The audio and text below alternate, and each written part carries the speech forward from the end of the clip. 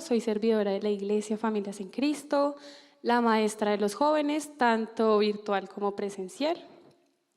Y bueno, el día de hoy, pues, por pura misericordia del Señor, puedo estar aquí para compartirles algo de la palabra a ustedes. Entonces, si quieren tomar apuntes, ¿todos tienen Biblia? ¿Sí? Listo. Entonces les voy a pedir, por favor, que busquemos Romanos 7, 17, 20. ¿Listo? Ese va a ser nuestro texto base durante toda la enseñanza. Romanos 7, 17, 20. Bueno, pero antes de que lo leamos, vamos a orar. ¿Listo? Entonces, Señor, te damos gracias por este tiempo, Dios. Gracias, Señor, porque es tu fidelidad, es tu misericordia, es por tu gracia, Señor. Así que hoy esta enseñanza la ponemos delante de ti, sabiendo que no soy yo, sino que eres tú, Señor, quien trae esta palabra para cada uno de los que hoy están aquí presentes, Señor. Así que nos ponemos delante de ti, disponemos nuestra mente y nuestro corazón para recibir tu palabra en el nombre de Cristo Jesús. Amén y amén. Bueno, entonces dice la palabra del Señor. Vamos al versículo 15, ¿sí? Vamos a irnos unos versículos antes. Y dice, porque lo que hago no lo entiendo, pues no hago lo que quiero, sino lo que aborrezco, eso hago. Y si lo que no quiero, esto hago, apruebo que la ley es buena. De manera que ya no soy yo quien hace aquello, sino el pecado que mora en mí.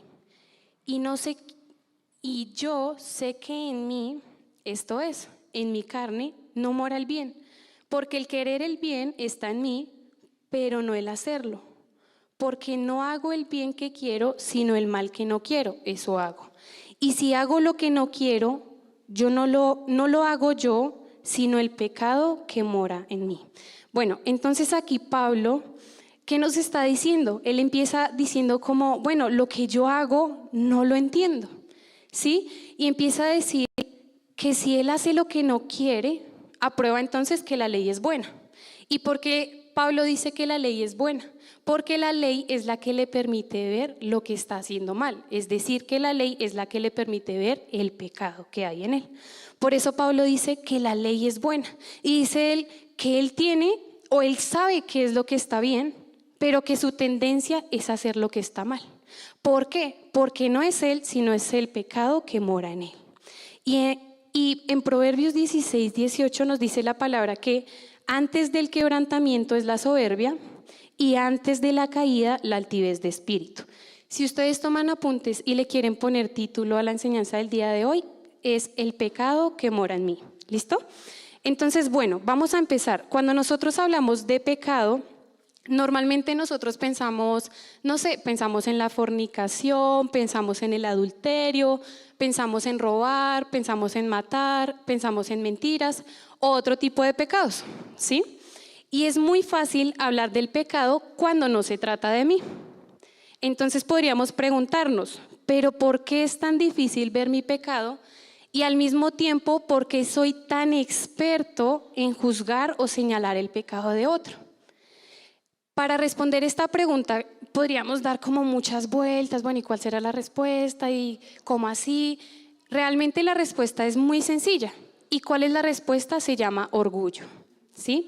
El orgullo es el que no nos permite que nos evaluemos a nosotros mismos, pero que se nos facilite señalar a otros, ¿sí? ¿Y qué es orgullo? El orgullo incluye la arrogancia.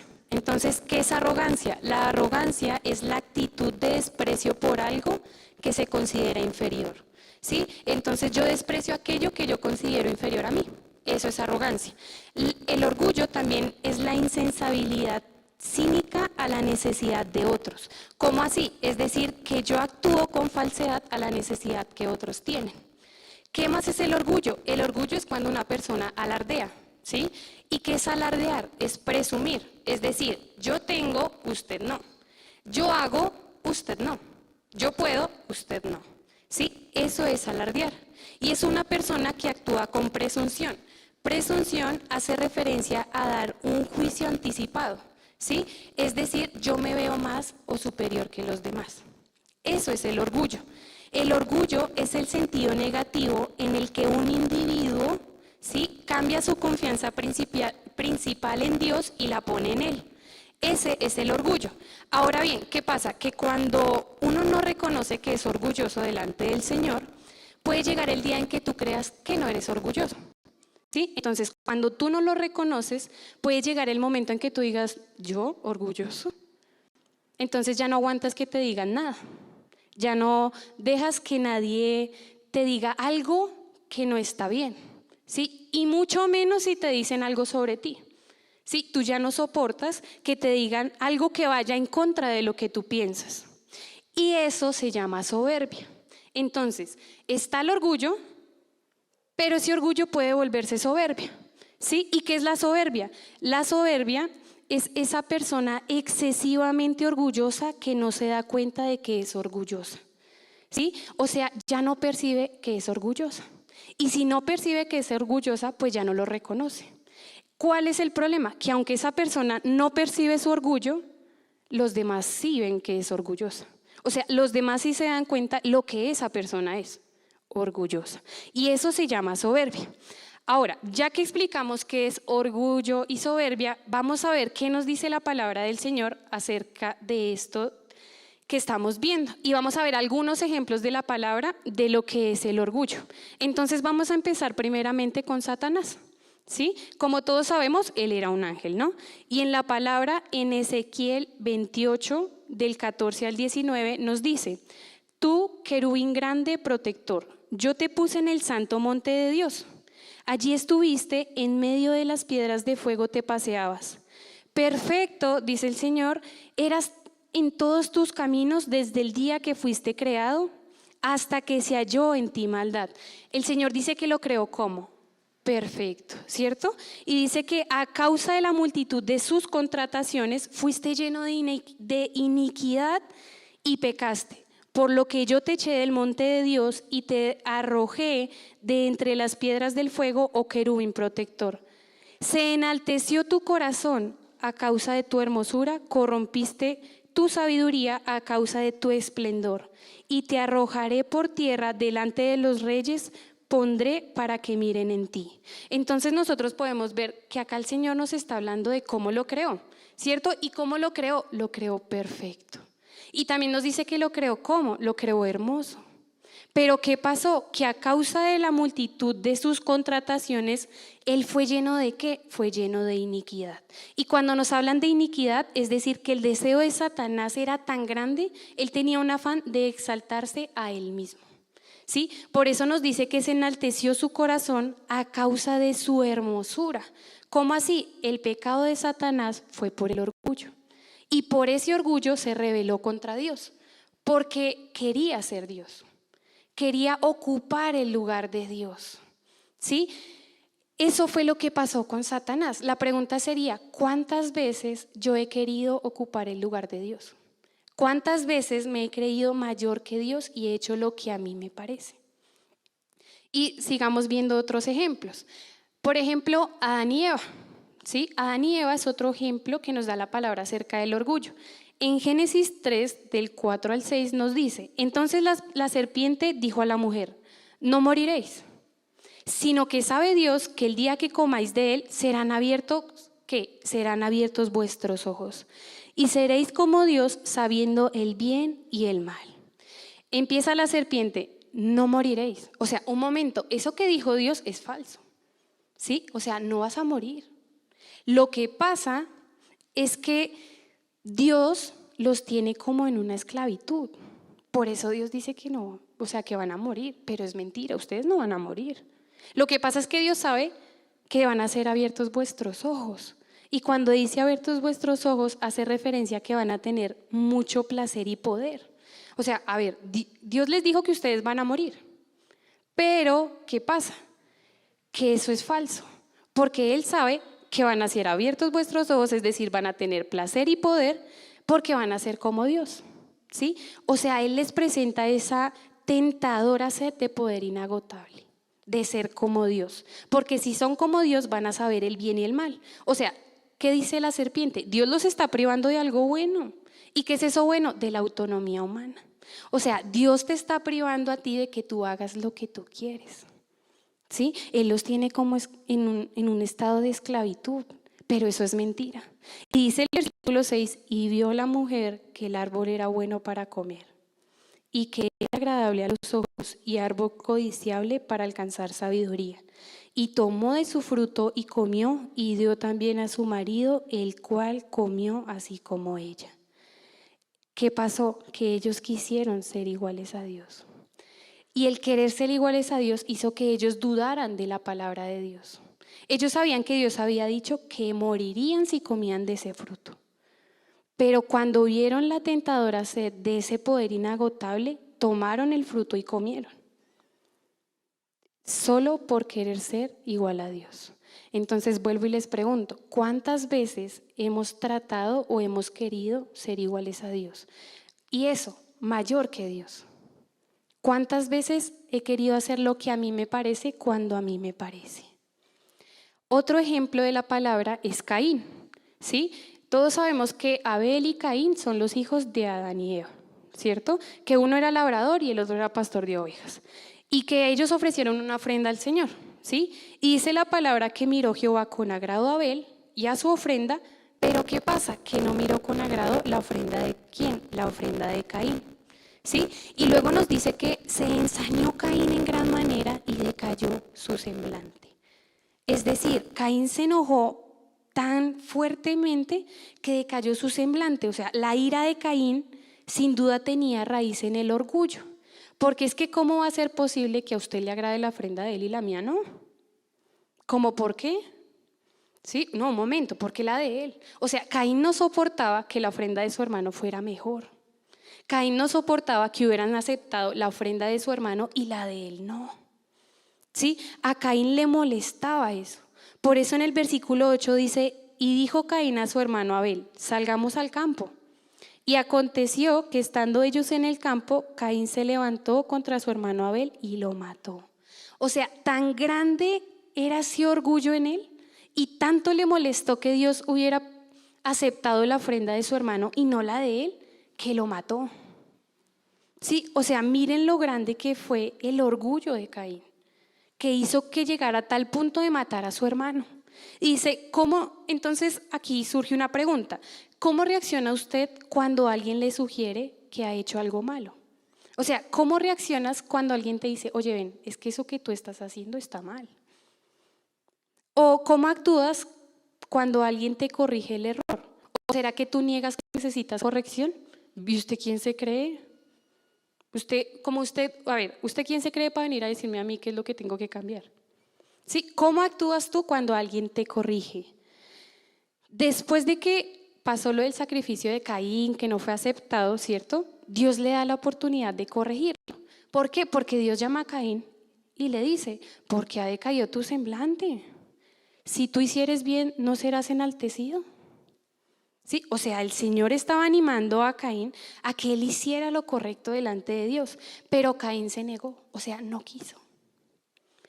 Y el resto de la vida de Caín es un ejemplo sorprendente de lo que le sucede a aquellos que se niegan a aceptar sus errores. Y eso es lo que hace el orgullo. O sea, el orgullo no te deja ver tus errores, no te deja que otros te digan porque a ti te molesta que te lo digan. ¿Sí? O sea, Dios, tú te equivocas. Yo sé que es lo mejor. Yo sí lo sé. ¿Cuántas veces nosotros hemos dicho, no, eso que dice la palabra, prefiero llevar mi vida a mi manera? Me va mejor sin Dios. ¿Para qué Dios? Eso es orgullo. ¿Sí? Es decir, no, Dios siempre se equivoca y lo que yo pienso es mucho mejor que lo que Dios dice. ¿Y cómo es otra forma de decir eso? Cuando tú tomas decisiones o haces cosas en tu vida sin tener en cuenta lo que la palabra de Dios dice. ¿Sí? O sea, no importa lo que diga Dios, importa lo que yo diga y lo que a mí me parece.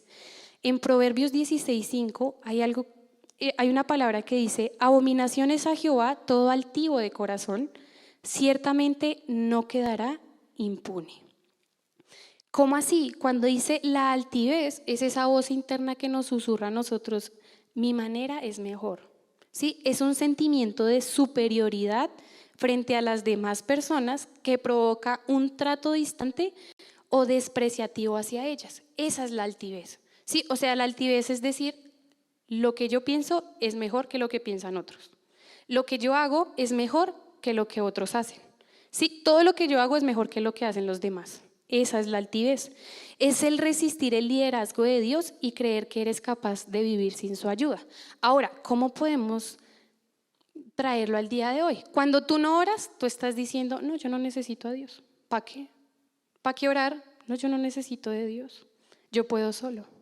Cuando tú no estudias la palabra, no, yo no necesito la dirección de Dios. ¿Para qué voy a estudiar? Si con lo que sé es suficiente. ¿Sí?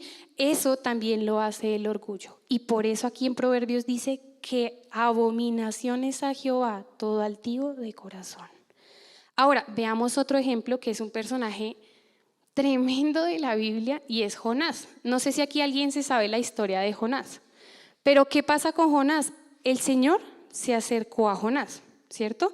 Y entonces le mandó a hacer dos cosas a Jonás. ¿Cuál era? La primera, tenía que ir a Nínive, ¿cierto? Que era una ciudad pagana.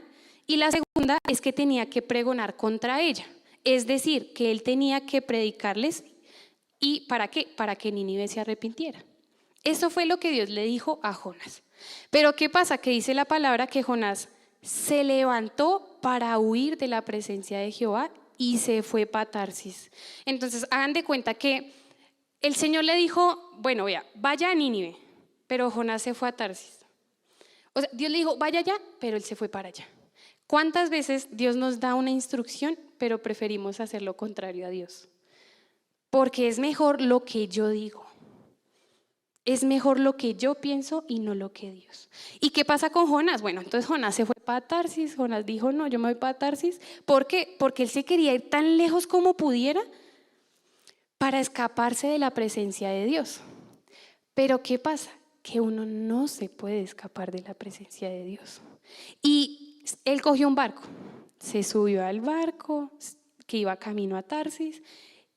Y pasa y sucede que el Señor hizo levantar un gran viento en el mar, ¿no? Y entonces fue tan fuerte esa tempestad que pensaron los que estaban en el barco que se iba a partir el barco, ¿sí? Entonces los marineros empezaron a tener miedo y empezaron a orarle a sus dioses, ¿no? Empezaron a orarle a sus dioses mientras que Jonás dormía en el barco. O sea, Jonás estaba durmiendo. Entonces el capitán del barco se fue para donde Jonás y le dijo, hermano, órele a Dios, órele a su Dios, porque no sabemos a causa de quién estamos viviendo esto. Y entonces, ¿qué pasó? Que empezaron a echar suertes y cayó Jonás. Entonces Jonás responde y dice, ¿saben qué? Vea, esto es por causa mía. Tómeme y lánceme al mar, que cuando usted me lance, el mar va a apaciguar, o sea, se va a detener. ¿Y qué pasó? Que lanzaron a Jonás al mar y el mar se tranquilizó. ¿Sí? Jonás sabía que esa tempestad había venido a causa de él, ¿no? ¿Y qué pasa? Que dice la palabra que el Señor tenía preparado para Jonás un gran pez que se tragara a Jonás. Y el pez se tragó a Jonás. Y Jonás duró en ese pez, en el vientre del pez, duró 3 días y 3 noches.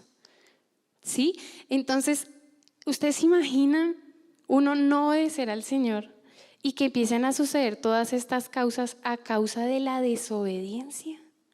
Se lo comió un pez y empieza, y él ora Jonás, ¿no? Entonces Jonás le ora al Señor, efectivamente el pez vomita a Jonás y uno pensaría, uy no, Jonás ya se arrepintió, o sea, Jonás cambió, pero más adelante nos dice, el Señor vuelve otra vez, Jonás vaya a Nínive, predíquele a Nínive. Bueno, Jonás se fue para Nínive, llegó allá y empezó a predicarles de la palabra, ¿no? Entonces Jonás empezó a predicar la palabra, empezó a decirle a Nínive que en 40 días iba a ser destruida, ¿cierto?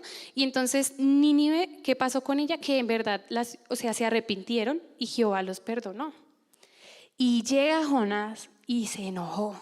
Dice la palabra, dice, pero Jonás se enojó y oró a Jehová y dijo, ahora, oh Jehová, ¿no es esto lo que yo había dicho antes aún estando en mi tierra? O sea, Dios, yo ya sabía, yo ya le había hecho eso. Por esa razón fue que yo me fui para Tarsis. ¿Por qué? Porque es que, Señor, yo ya sabía que usted es un Dios clemente y piadoso. ¿Para qué me mandaba? Yo ya sabía que usted los iba a perdonar. Yo ya sabía que usted es un Dios misericordioso y que usted se arrepiente del mal. O sea, miren cómo Jonás quería tener la razón por encima de Dios. Dios lo mandó a algo, ¿cierto? O sea, tenía que ir. Primero, no quiso. O sea, se rebeló contra Dios, no quiso. Segundo, lo manda a predicar y ya cuando el pueblo se arrepiente, no, Dios, pero yo ya sabía, ¿para qué me mandó?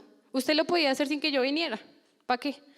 Y lo peor es que luego Jonás le dice, ahora pues, oh Jehová, te ruego que me quites la vida. ¿Sabe qué? Quíteme la vida, que eso es mejor morir. Yo prefiero morir porque me es mejor la muerte que la vida. Sí, máteme, ya quíteme la vida. O sea, el arrepentimiento y la salvación que tuvo el pueblo de Nínive era tan doloroso para Jonás que Jonás prefería morir antes que pensar en que Nínive se arrepintió. O sea, miren el orgullo de Jonás tan grande que prefería, lo que él quería es que Dios destruyera a Nínive. No, que arrepentimiento, no, Dios destruye a Nínive. Eso era lo que quería Jonás. ¿Sí? A él le enojaba que Dios no hiciera lo que él quería, tanto que prefería que Dios le quitara la vida. ¿Sí? Y le decía, Señor, tú tenías que destruir a Nínive. ¿Sí? O sea, él pensaba solo en él. Él pensaba en que él tenía la razón, en que era lo que él decía, ¿sí? Y quería pasar por encima de Dios. Mire, tan grande era el orgullo de él que ni siquiera pensaba en el pueblo de Nínive. No, destrúyalo. ¿Cuántas veces nosotros hemos pensado así? Desde que no sea yo, ¿eso qué importa el resto? Desde que no me afecte a mí, pues ¿qué importa? Sí, desde que no tenga que ver conmigo, sí, pues si es a él, bueno, pues se lo merecía. ¿Cuántas veces hemos actuado así de tal forma que ni siquiera pensamos en el otro? Sí, que nos importa cero lo que llegue a pasar con el otro, así lo destruyan. No soy yo. Sí, eso era lo que le pasaba a Jonás. Jonás del orgullo lo único que quería era que destruyeran a Nínive, porque él quería tener la razón. Y podemos ver otro ejemplo. En la Biblia hay muchos ejemplos. Vamos a ver a Nabucodonosor, ¿no? Entonces, ¿qué pasa? Nabucodonosor era el rey, ¿cierto? Entonces, ¿qué pasó con Nabucodonosor? Nabucodonosor tuvo un sueño, llamaron a Daniel para que se lo interpretara, ¿cierto? Daniel le interpretó el sueño, le dijo cuál era la consecuencia y Daniel le dijo a Nabucodonosor que él tenía que reconocer a Dios como el Dios Altísimo, ¿sí? ¿Y qué pasa? Dice la palabra en Daniel 4:29, dice, al cabo de 12 meses, paseando en el palacio real de Babilonia, habló el rey y dijo, ¿no es esta la gran Babilonia que yo edifiqué para casa real con la fuerza de mi poder y para gloria de mi majestad? Un momento, ¿no es todo esto lo que yo hice? Dice Nabucodonosor. ¿Y qué pasa? Que fue humillado. ¿Sí? Porque vinieron las consecuencias de lo que Daniel le había dicho, que pasaría si no reconocía a Dios como el Dios Altísimo. Y fue humillado, se arrepintió y le fue devuelto su reino, ¿sí? Porque si él no reconocía a Dios como el Dios Altísimo, su reino le iba a ser quitado. Entonces, dice la palabra en Proverbios 29:23, nos dice, la soberbia del hombre le abate, pero al humilde de espíritu sustenta la honra. ¿Cómo así? O sea, el orgullo termina en humillación. La cura del orgullo es la humillación. Por eso cuando empezamos nosotros la enseñanza, leímos Proverbios 16:18, que dice que antes del quebrantamiento es la soberbia y antes de la caída la altivez de espíritu. O sea, para dejar de ser orgullosos es necesario que seamos humillados. Nabucodonosor tuvo que ser humillado, porque lo dice la palabra. O sea, el orgullo termina en humillación, mientras que la humildad termina en honra. Y si nosotros vemos qué pasó con Nabucodonosor, o sea, Nabucodonosor estaba diciendo, a ver, todo lo que tengo es por mí, ¿sí? Por mi propio esfuerzo. A ver, ¿cuántas veces nosotros hemos dicho, si todo lo que yo tengo es porque yo lo trabajé? ¿Sí? El que se sustenta soy yo. ¿A quién le tengo que pedir permiso para comprarme algo? ¿Sí? O sea, siempre queremos pensar que todo es porque yo lo hice. Si yo estudio tal carrera es porque yo me la pagué. ¿Sí? Si yo soy tal cosa es porque yo lo hice. ¿Cuántas veces hemos pensado así? ¿Cuántas veces preferimos lo que yo quiero y no lo que Dios dice? ¿Sí? Y si nosotros pensamos, podemos notar que el orgullo realmente es la raíz de todos los pecados. ¿Sí? Y ustedes me dirán, no, pero ¿cómo así que es la raíz de todos los pecados?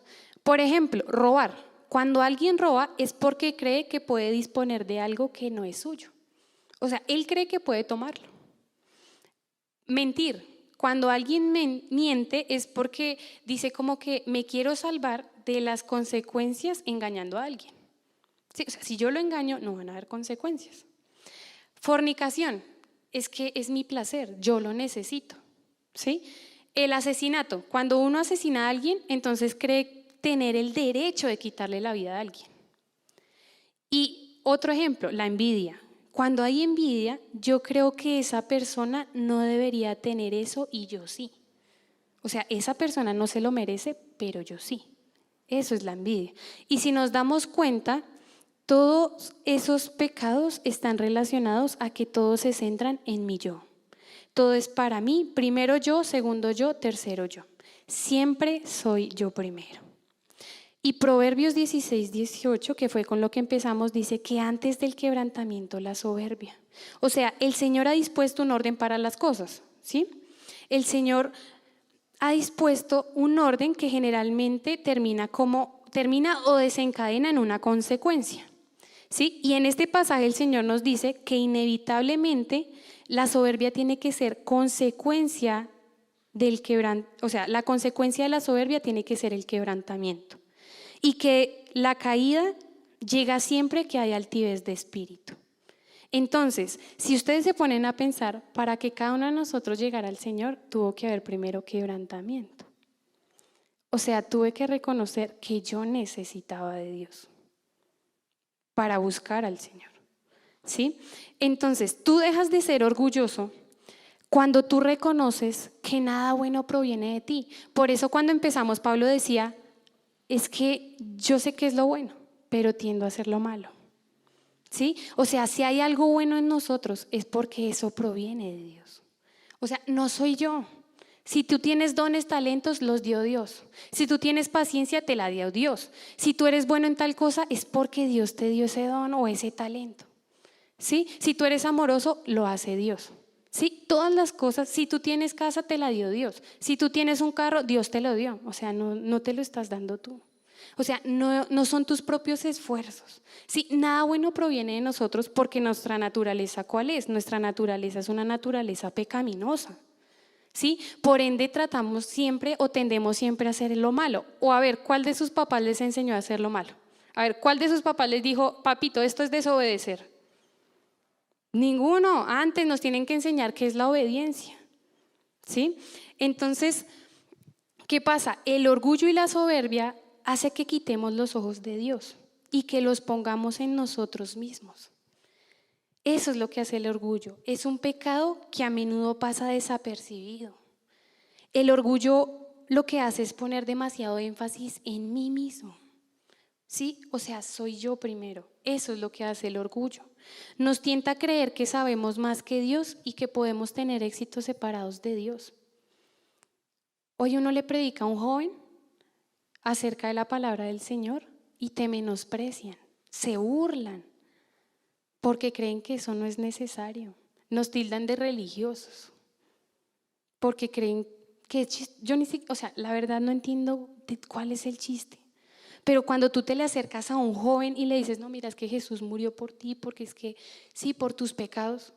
O sea, en ese momento se empiezan a burlar. Porque ellos piensan que la palabra no es necesaria. ¿Cuál Dios? A ver, si Dios no existe. A ver, ¿cómo usted puede creer en algo que no ve? ¿Sí? ¿Y qué pasa? Que eso lo hace el orgullo. El orgullo no permite que nosotros creamos que necesitamos de un ser superior, o sea, Dios, sino que el éxito es por mí mismo. ¿Sí? Yo lo puedo obtener en mis propias fuerzas. El orgullo, ¿qué pasa? El orgullo nos aísla de Dios, o sea, nos aleja de Dios. Ahora, cuando nosotros decidimos en verdad vestirnos de humildad y humillarnos, ¿sí? Y reconocemos la autoridad y la soberanía de Dios en nuestras vidas, Él nos usa y nos exalta a su debido tiempo. ¿Sí? ¿Tú quieres que se te reconozca algo? No te afanes por eso. Haz lo que está bien delante de Dios y Él a su debido tiempo te va a exaltar en lo que te tenga que exaltar y cómo deba ser. ¿Sí? Y Proverbios 3:5 dice: fíate de Jehová de todo tu corazón. O sea, confía en el Señor. ¿Sí? Y no te apoyes en tu propia prudencia. Hay algo que nos pasa mucho a los jóvenes, que es que creemos sabérnoslas todas. Creemos tener la razón en todo. Entonces a veces uno los llama: ay, ven, oye, es que es para que te conectes al estudio. Ah, qué mamera. Otra vez esta señal. Entonces ya guardan el número y ya no vuelven a contestar. Sí, eso pasa. O a veces uno les pregunta: ven, ¿hiciste la tarea? No hicieron la tarea. O cualquier cosa. Sí, mire, puede ser cualquier cosa. Pero muchas veces preferimos otras cosas que a Dios. Y no hay nada más seguro que Dios. No hay nada más seguro que el Señor, porque en Él lo tenemos todo. Entonces vamos a levantarnos para que oremos. Y bueno, entonces, Señor, te damos gracias por este tiempo, Dios. Gracias, Señor, por tu misericordia, Dios. Y hoy, Señor, nos ponemos delante de ti, reconociendo, Señor, que muchas veces quizá hemos pasado por encima tuyo, que muchas veces hemos hecho todo sin tenerte en cuenta, Señor. Hoy en este tiempo, Dios, quiero pedirte perdón, Señor. Dígale al Señor en verdad con todo su corazón: Señor, perdóname. Perdóname porque no he hecho lo que es correcto delante de ti. Perdóname porque me ha importado más mi yo. Perdóname porque aunque he aprendido tu palabra, Señor, no la he tenido en cuenta, Señor, para las decisiones que tomo, Dios. Perdóname, Señor, porque muchas veces he preferido lo que yo considero que es mejor para mí y no lo que me ha dicho tu palabra. Señor, hoy yo te pido perdón porque mi corazón se ha enaltecido. Hoy te pido perdón porque he creído que todo ha sido por mí, Señor, que todo ha sido porque yo lo he hecho. Perdóname, Dios. Hoy yo reconozco, Señor, que en verdad te necesito en mi vida, Dios. Y si hay algo de orgullo en mi corazón, muéstrame, Señor, para que en verdad pueda apartarme de todo aquello que me aparte de ti. Gracias te damos, Señor, por este tiempo, por esta palabra, Señor, sabiendo que tu palabra no vuelve vacía. Gracias, Señor, porque tu palabra es poderosa y tiene poder para salvación. Hoy nos disponemos delante de ti, Señor, para que seas tú obrando en mi corazón, Dios, para que seas tú haciendo conforme a tu voluntad en mi vida. Y sé tú quien me ayude en verdad a tener un corazón contrito y humillado para ti. Un corazón dispuesto para servirte, para adorarte con diligencia, con esmero. Sabiendo que si estoy en algún lugar sirviendo, Señor, sea el aseo o sea otra cosa, Dios, sabemos que eres tú quien nos puso ahí, Dios. Así que te damos gracias por todo lo que tú nos permites hacer diariamente y por todo cuanto tú nos has dado, Señor. Gracias te damos en el nombre de Cristo Jesús. Amén y amén.